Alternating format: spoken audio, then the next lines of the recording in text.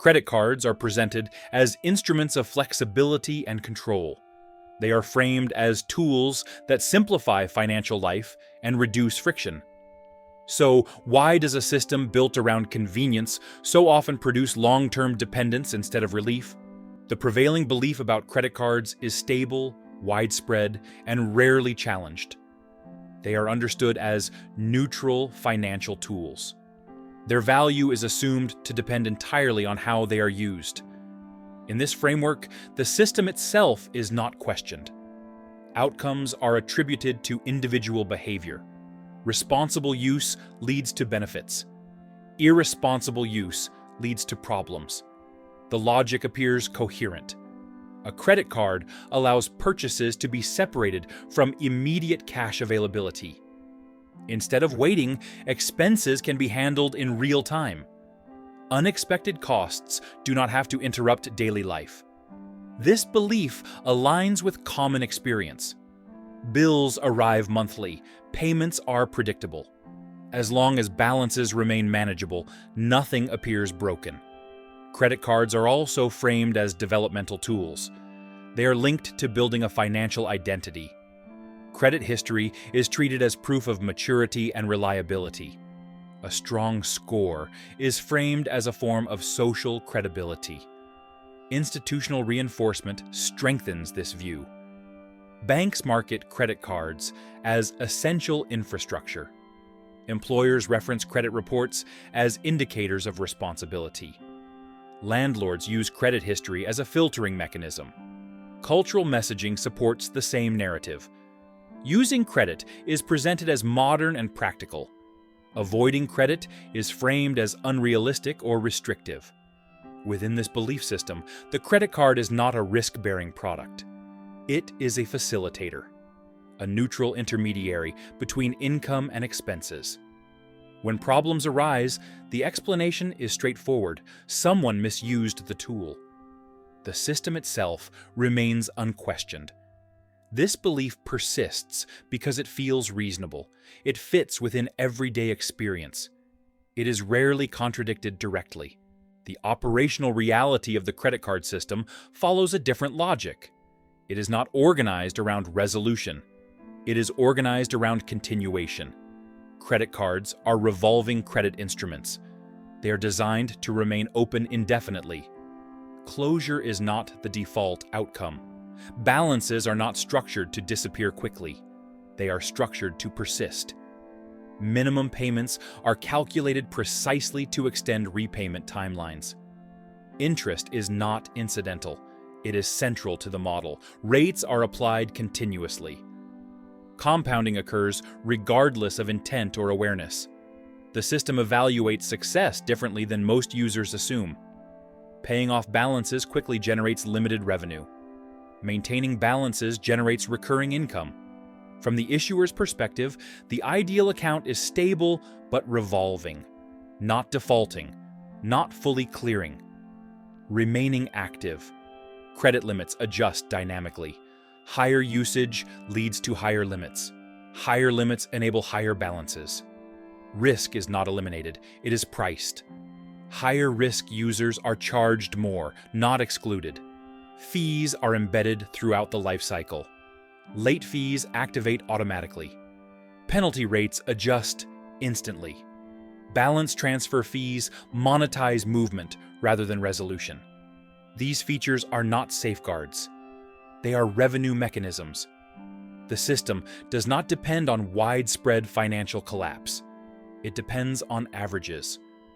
Across millions of accounts, predictable percentages revolve balances. Predictable percentages incur fees. Predictable percentages carry debt long-term. These patterns are modeled, forecasted, and expected. They are not failures of design, they are confirmations of it. The scale of the system matters. Small interest charges multiplied across large populations produce consistent returns. Minor behavioral shifts generate significant revenue when repeated millions of times. This is why outcomes look similar across income levels, why debt duration clusters around predictable ranges. why balances persist even when incomes rise. The system does not need individual distress. It needs duration. That is the structural reality. The psychological effect of credit cards is not immediate. It develops through repeated exposure. It functions through normalization rather than shock. Credit alters the experience of payment. Spending is detached from immediate loss. The transaction feels incomplete at the moment it occurs. This changes perception. Cost becomes abstract. Timing becomes blurred. When payment is delayed, emotional feedback weakens. The brain registers the purchase, not the consequence. Future repayment feels theoretical rather than concrete. Over time, this reframing becomes automatic. Monthly statements replace real-time awareness. Balances become background information. The system encourages mental compartmentalization. Spending decisions occur in isolation.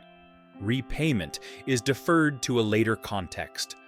Language reinforces this separation. Balances are described as manageable. Payments are framed as minimum obligations. Normalization deepens the effect. Carrying debt becomes common.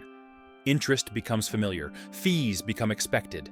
Stress accumulates slowly, not as crisis, but as pressure. Adaptation occurs quietly. People adjust their expectations. Debt becomes part of baseline life. Financial strain becomes ambient rather than acute. No single decision appears decisive. Each choice feels minor. The cumulative effect emerges gradually. This is not a failure of discipline. It is a predictable behavioral response to delayed consequence. The system aligns with known cognitive biases. Present bias favors immediate benefit over future cost. Normalization reduces perceived risk. The trap operates without coercion. It functions through alignment with ordinary human behavior. The primary beneficiaries are financial institutions. Banks earn interest on revolving balances. Revenue increases with duration, not resolution. Accounts that remain open and active generate recurring income. Occasional difficulty increases profitability through fees and rate adjustments. Payment networks benefit from transaction volume. Each transaction generates a percentage-based fee. Higher spending produces higher revenue regardless of outcomes. Retailers benefit from reduced friction. Deferred payment increases purchase completion.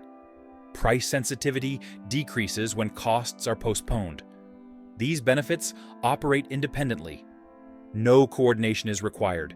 Each participant follows rational incentives. The system does not rely on malicious intent.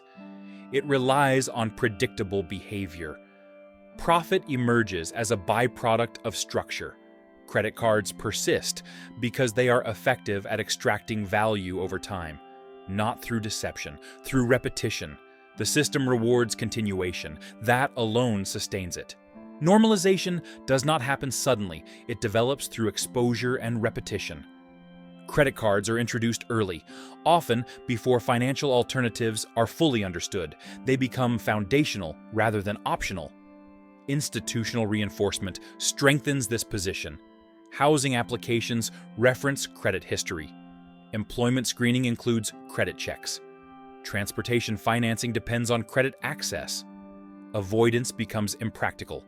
Participation becomes assumed. Language shapes perception. Debt is described as utility. Interest is framed as convenience. Cultural repetition dulls scrutiny. Recurring balances feel ordinary. Long repayment timelines feel expected. The system does not present itself as extreme. It presents itself as infrastructure, something that simply exists. Familiarity replaces examination. Questioning fades. Dependence feels structural.